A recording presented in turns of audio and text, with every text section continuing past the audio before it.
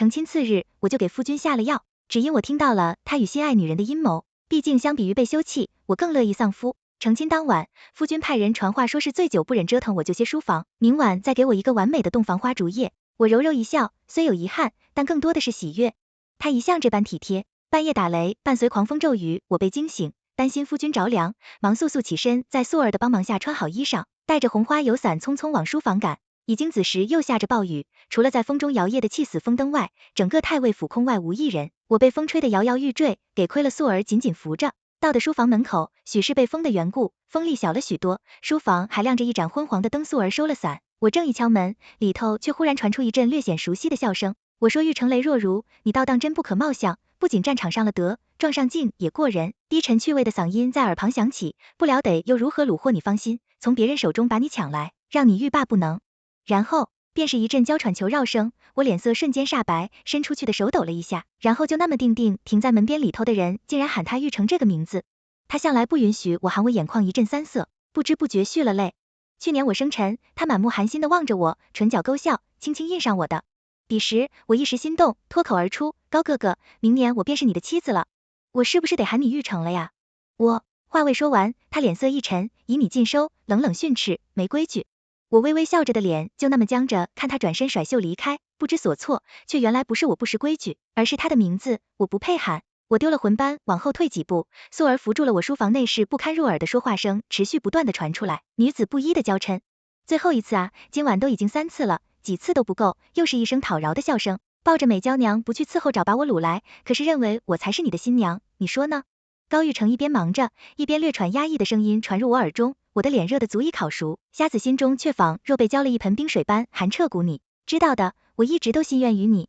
他某方面正用着劲说话，便带着停顿。我不得不娶她，但我的洞房花烛夜该与你在一起。雪竹，得亏你没有拒绝，否则我不要独守空房了。雪竹她那个属下竟是个女的，难怪声音这般熟悉，原来是她。我一阵怒眩，早该察觉到，明明她比其他男子矮小许多，嗓音也尖上不少，而且高玉成的眼光总是时不时瞥向他，是向着他听他的主意。你放心到死，他都不会有我的孩子。再有半年，侯府会消失，他也会消失，你会成为将军府真正的主母。雪竹似乎叹了一口气，埋怨道，我一直当你是好兄弟，你去。却话锋一转，语气稍显冷淡，若是你背叛我，便再见不着。后面的话似乎被打断。高玉成气恼得狠狠用桌立，嘴里却又是红又是保证，你知道的，我娶她。不过因为他家世庞大，好摆弄如今正是需要他家助力之际，此生我只会有你一个真正的妻子。你且看着我恨得近乎咬碎，满口银牙，差点就忍不住要破门抓奸，内心的理智终究占了上风。素儿担忧的扶着我，是我先回去再说。回了婚房，素儿安静迅速的给我换下打湿的衣裙，收拾一番，不留痕迹，外头依旧电闪雷鸣。我整晚彻夜难眠，脑海中尽是高玉成徘徊在耳旁的话，那些的话就像利刃一样插入我的心中，难受的令我窒息。他只承认于雪竹是他的妻，洞房花烛图留我独守空房，只为与他所谓的妻子洞房。我不会成为他真正的妻子，更不都会给他生下孩子，侯府会消失。我攥紧颤抖不止的双手，稳住目眦欲裂的狰狞表情，恨到极致，两行清泪不知不觉间模糊了席枕。素儿叹气，替我轻柔擦拭眼角揉上，安抚我，侯府为何会消失？如今爹娘俱在，爹爹好好的坐着，兵部尚书和娘亲恩爱如初，听他之意，难不成要对侯府下手？得好好调查。不过在这之前，我有更重要的事情去做，既然体不人变，莫要怪我不义。素儿敬茶后，你去办件事情，心腹一早起来是要敬茶的，高家只生个寡母，外带一个寄居的表小姐。我收拾了一番，直到看不出昨晚的痕迹才出各门，行至半路遇到高玉成，他脸色自然，眼角眉梢甚至带着一丝喜意。看来昨晚他春风得意了一个通宵，我又想起他的那些话，眼角的恨意差点掩盖不住，连忙垂收敛下，袖子里的手却死死的握成拳状，抑制不住发抖。夫人来了。高玉成止步，我努力稳住脸上的表情，轻轻颔首上前跟在他身后缓缓往宁安院而去，半途他却被人喊走，在他离开的方向是书房，心下了然，呵呵，我带着素儿去了宁安院，婆婆刘氏早已端坐上手，一旁还站着个容貌秀丽的28女子，是头几个月过来暂住的表小姐婆婆的侄女儿媳，给婆婆敬茶。我接过茶盏，垂手双手捧上茶水略烫，但还能忍受。婆婆顿了片刻才嗯了声，单手握着喝了一口，迅速放下。继承心腹，今后当以侍奉夫君为主，盛挑食，据说你做的吃食她竟吃得上，今后你便多做些给她吃吧，顺带也孝敬孝敬我这个婆婆，也是你的福气。从身旁丫鬟捧着的托盘中取过一个碧绿色的镯子递给我，我双手接过，多谢婆婆儿媳听命。我也给了若若姑娘一个镯子，她面色不太好看，不情不愿的接过去，许是不太满意的换了之前我为了高玉成定然百般讨好，单说头几个月送给她的礼物，就没有一个拿不出手。今儿个这个普通的镯子成色一般，她自然是瞧不上婆婆的脸色，也不是很好话里话外提点我。蓉儿，这是城唯一的表妹，日日捧在手心，若非城中一女在先，她也是当的我们将军府的主母的婆婆说的是儿媳会好好疼表妹的。见我似乎没听出她的话外之音，婆婆和若若姑娘相视一眼，脸色都很难看，可那关我何事之前，一颗心放在高玉成身上，接纳他的一切，故而忽略了他母亲的种种不满。如今看来，也是自个儿前头蠢送上门，任人羞辱。2年前七夕夜，我带着素儿贪玩回府，晚了，遇上歹人高玉成，英雄救美。当时我衣裳被撕破，他便带着我入了高府。彼时，婆婆满脸嫌弃的看着我，嘴里说着，这年头是个阿猫阿狗，都想要贴我们城，也不嫌骚得慌。高玉成忙解释，娘，这是永安侯府千金文华荣小姐，她不小心遇上歹徒，儿子恰好出手相救，婆婆姨这才扬起笑容。如此竟是我误会了，城还不带文小姐下去换身衣裳，可别被败坏了名声。原本我便爱慕上了高玉成英雄救美的英姿，此番得了他母亲的待见，愈发害羞，却不知这只是他从头到尾对我的唯一一次示好。我遇歹徒之事，最终还是传了出去。高玉成那时只是个6品招武校尉，爹爹看不上他，却也无法，只好同意我俩定亲。定亲后，我爹这边的势力自然而然开始倾向于他，加之他也的确有过人的本事，短短2年便升为3品怀化大将军。如今看来，哪有那般巧合的歹徒？恰巧埋伏在我回府的路途，又哪里有那般巧合的英雄救美？见我不识好歹，婆婆终于忍不住了。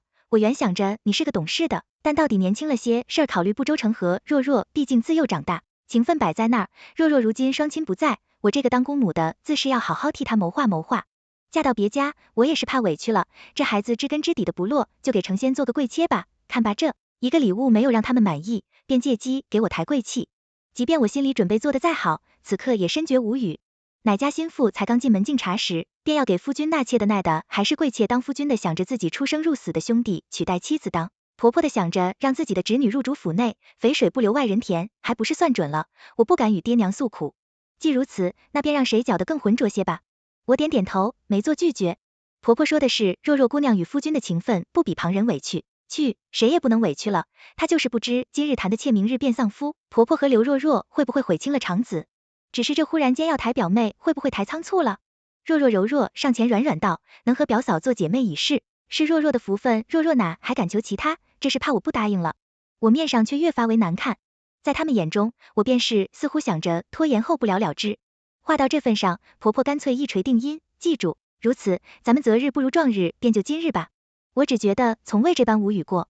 夫君那边话还未完，婆婆一句话堵住城那边，自由我去说。若若先给你表嫂敬茶，便算作贵妾了姻，衣裳头面回头，我和你表嫂给你置办上。至于抬轿，总归就在咱们府中进出，便省了这个过场吧。这是怕我拒绝，也怕高玉成碍于侯府的面子，不能立马同意打定主意，先斩后奏了。若说，姑娘脸色不可抑制的得意起来，听，这意思是先做贵气，后面指不定才平息，不更可能是取我而代之。她自是欣喜的，我暗暗摇头，不止高玉成是从士兵堆里摸爬上来的婆婆，一介粗夫，不懂礼数很正常，却竟然不懂礼数。到这份上，那便有劳妹妹敬茶了。刘若若担心我反悔，很快捧着茶盏上来，我轻轻抿了一口，将腰间的玉佩赠与她。从今日起，希望咱们姐妹共同伺候好夫君婆婆。甚是诧异，没想到我居然如此好说话，那一肚子酝酿好的话语就这么堵在胸口，说出的话就变成了还是你明事理，不愧我。作为将军府的主母城，是个有眼光的，我柔和笑着，这潭水是越来越浑浊了。也好，浑水方好摸鱼，贵气一事已经过了我这边的明路，高玉成自然乐得接受，放下话，我婆婆安排便好，为抬高刘若若的身份，婆婆立马便安排了一顶轿子，把她接到了院子。午后，素儿借口我有几样贴身用的物件，需要回头付取，下晌回来对我点头。我亲自下厨做了水晶糕点摆放好，拎着去书房澄清。这几日高玉成不必上朝，此刻正在书房，我刚入院子门口的小厮便进了书房禀报。高玉成柔和笑着抓过我的手轻喝，夫人辛苦，接个新婚第一日，怎么就亲自下厨了？没得伤了，这双细嫩的手，为赋心疼后面几个字他是贴在我耳边说的，我如针扎般一躲，顺带抽回手看，在他眼里便是害羞。我打开食盒，取出里头的糕点，多谢夫君体恤蓉儿不累。这是我刚下厨做的糕点，之前你最爱吃了，我便做多了些来尝尝。我取了一颗送到他唇边，他俏皮一口含住，顺带喊了我的手指，深邃的眸子一眨不眨盯着我。我眼角余光瞥到隔间屏，风动了一下，暗中冷笑，越发羞赧的低下了头，轻轻把我的手抽回，又取了一颗给他吃。夫君，今儿个客，莫要忙活太晚。蓉儿，在房中等您。越说到后面话越小声，他含笑吃下打趣，我夫人可是想念为夫了。我点了点头，垂眸轻声道，他爽朗的笑了，目光仿若不小心瞥过一旁的屏风，我眼角余光看到屏风又动了，他双手置于我肩膀，柔身安抚，夫人莫急，来日方长。最近西域国蠢蠢欲动，皇上让我拿出作战方案，故而为夫最近都会很忙，你若无事，可多去陪陪母亲，或者让若若陪你，等忙过这阵子，我再好好陪你如何？我假意沮丧的点头，那好吧，接着又扬起笑容，继续捻了个点心给他，诺张嘴，他很配合，我足足吃了4个，1小盒，我叮嘱他可切莫饿着肚皮哦，我多做了几盒就留在这里了，你想吃便吃，把吃完的那个空盒子收走，带着素儿，在他笑盈盈的目光下，依依不舍地离开了书房，而后目光渐渐转冷，盒子找机会烧了吧。素儿趁势，好戏即将开始，傍晚去给婆婆请晚安，恰逢婆婆用晚膳，便喊了我伺候婆婆，沉着脸依然不苟言笑，她大多数是这般，即便是我们定亲后，她也没再给过我好脸色。之前我以为这便是她的性情，可自从若姑娘来了以后，她也是会笑的。就好比如今她和贵妾若姨娘一同坐在一块用膳，而我被她喊了，站在一旁伺候她用膳。跟我说话时，她的语气老沉而不悦，可转头与若姨娘说话时，她变成了慈眉善目的好姑母。我眼神平静地留意着她的目光，见她想要吃的便给她加上，不想吃的便略过。她需要水，我给她双手捧上，见刘若那边不知从哪下手，她又努了努嘴，看看若想要吃什么，也给她加点吧。若柔温和笑了，垂眸时眼底满是嘲讽，谢谢七姐姐。我握着公筷的手顿了顿，换了个方向，给她加了一口酥脆鸭，正是给妾室夹菜，我也是头一份了吧。不过没要紧，也就这一次了。她蹙眉轻轻把它夹出来，放到碟子里挤，煎酥脆鸭油腻肉。若不爱吃又嘟囔，还是表哥细心，他就知晓我不爱吃这个哟，还给我装上了吃不死你。婆婆宠溺的看着他笑，你呀，这般可人，你表哥又岂会不疼？若姨娘不屑的瞥了我一眼，那意思是跟他斗，我还没资格。我面带微笑，笑吧，晚点就笑不出来了，伸手样样给他加了血。若姨娘来京城不到半年，听闻府中厨子来自川州，色情香味皆美，便样样尝尝吧。喜欢的我再给你加多些，撑不死你一声若姨娘。刘若顿时脸色黑了下来，婆婆去了我一眼，张口就道，蓉儿，不是母亲说你在娘家没吃苦许多事情没学到，如今进了高府，万事须得学着点来，你一下给若加上许多，若还小，她一张嘴倒是如何吃完，少不得浪费，下回可得耐心点，时日久了，自然就知晓若的喜好了，不找急，这意思是今后还想我来伺候这位若姨娘，只可惜她没这个福气了，当真颠倒顺序，将宠妾灭妻发挥到极致啊。不过这样也好，我便不再愧疚。我唇角保持微笑应声，生事继续给他布菜，用过膳后，他终于大发恩典，你也该饿了，便趁热吃了吧。我含笑谢过婆婆，嘴里吃着已经没有了温度的菜肴，内心百转千回，冷笑不止。若姨娘柔声道，姑母，若陪您去走走吧，也好消消食，夜里睡得更香甜。说是消食方向，却是往书房去的。可惜了，今夜势必无法如他所愿了。不知道他们能否看上那份好戏。我轻轻擦拭嘴角，锁耳密。病人进来收拾了，陪着我往回走，就当消食，没走几步，便遇上了满脸泪水的若姨娘，以及脸色铁青的婆婆。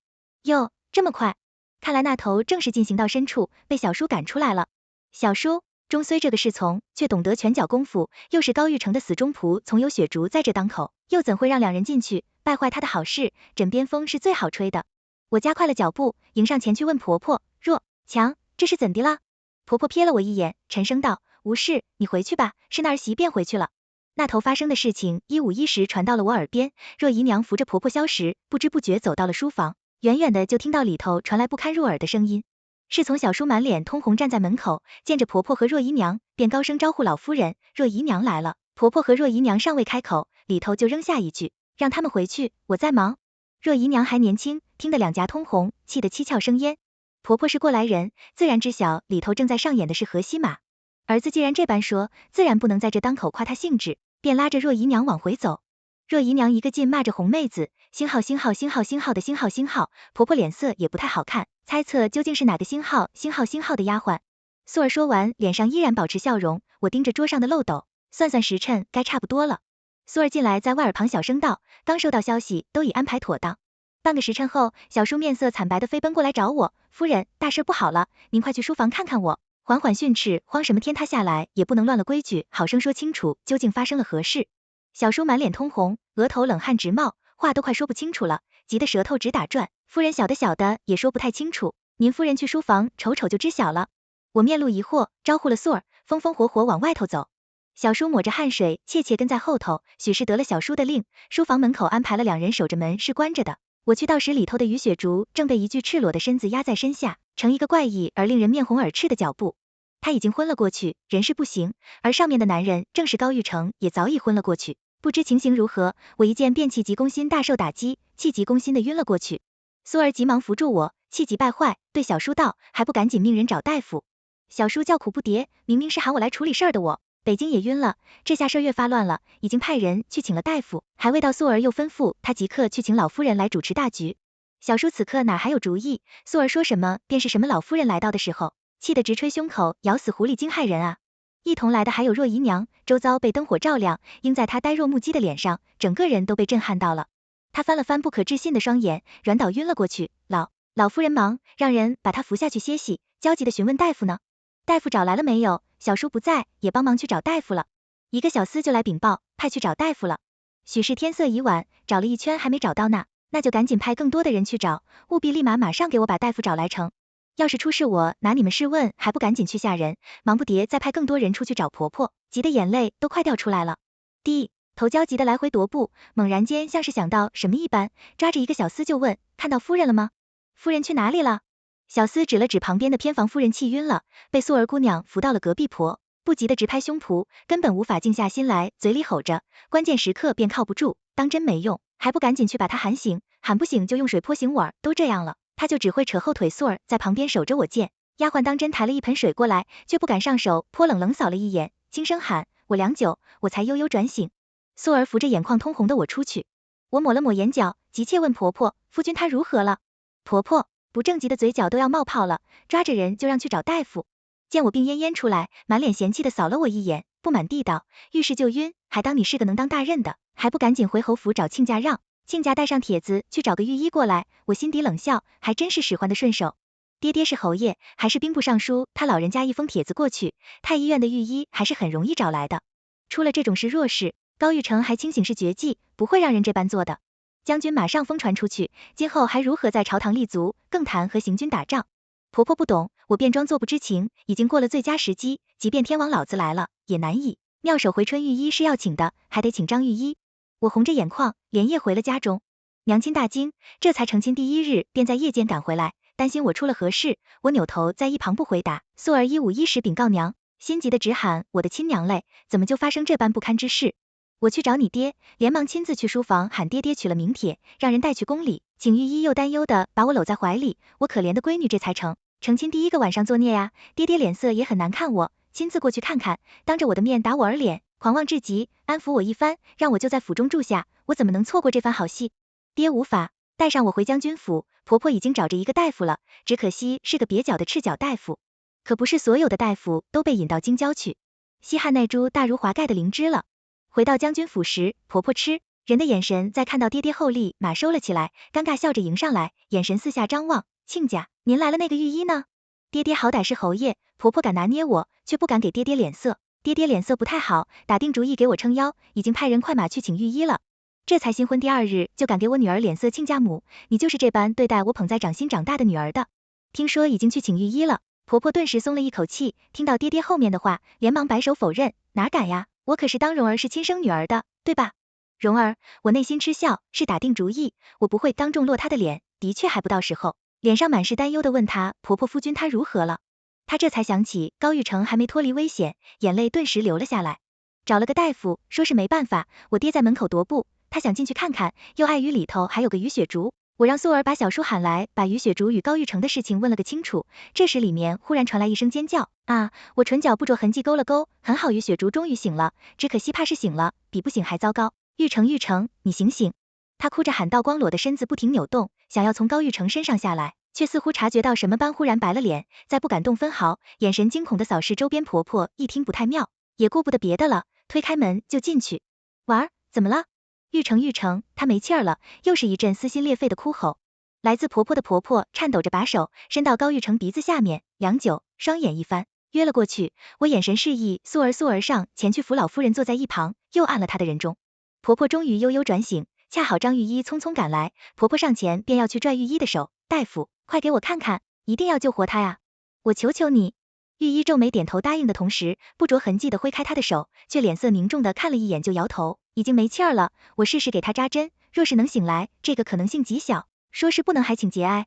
婆婆又要嚎啕大哭，爹爹不耐的让人拉开，她在阻碍玉一，只会越发拖后腿。一句话将婆婆还要出口的话语补得死死的。玉一在高玉成身上扎了几针棉，勉强让他抖了下，却又回归平静，不过于雪竹却能动了。她迫不及待地从床上爬起来，穿上衣裳，玉一出来对婆婆摇头，对不起老夫人。张某无能为力。我一听，立马再次欲晕，绝对。做完后，我爹伏在一旁歇着，无语凝噎，眼泪直流，一双耳朵却竖得高高的眼角余光也看着事情的进展。婆婆哪里肯放玉一离开，哭喊着抓着她的衣摆，哀求玉一，求求你，老夫求求您再给看看吧，我儿要是去了，可叫我怎么活啊？玉一不耐地扯开她的手，快步走了出去，暗暗觉得晦气。想不到高将军战场上英明，却以这般丢人的方式死了于雪竹想要悄悄离开，却被婆婆发现，立马让小树按住了她，上前抓着她就是一顿撕扯，头发大把脱落在地，脸上也被挠得血迹斑斑。都怪你个死狐狸精，要不是你，婉儿又怎会死？我打死你个星号的，打死你个星号！于雪竹虽是高玉成同僚，奈何只懂一些拳脚功夫，之所以被高玉成另眼相看，一则他娇憨果敢的脾性符合他的胃口，二则他女扮男装与高玉成整日相处，偶然间得知他竟是女的，倒别有一番趣味，久而久之便对他动了心。这也是刚才趁着等待御医的期间，我从小叔那里问来的。此刻高玉成已死，小叔也满心悲愤，暗暗责怪于雪竹。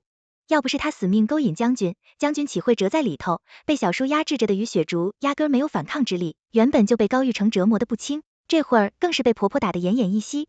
婆婆完全没了理智，不解气的拔下银簪，就一阵乱戳，边戳边骂，那些话实在不堪入耳。于雪竹好歹是于侍郎的亲妹子，于侍郎那边不知怎地收到消息，赶过来时，于雪竹已经被打的只有出了气没有进的气了，浑身淤血，立马怒气大发，一脚踹开婆婆，让人赶紧请大夫来。御医才走到半途，又被人追了回来，认命的给于雪竹检查。于是郎虽说只是个侍郎，但他的妻子却是当今瑞亲王的嫡女骆郡主。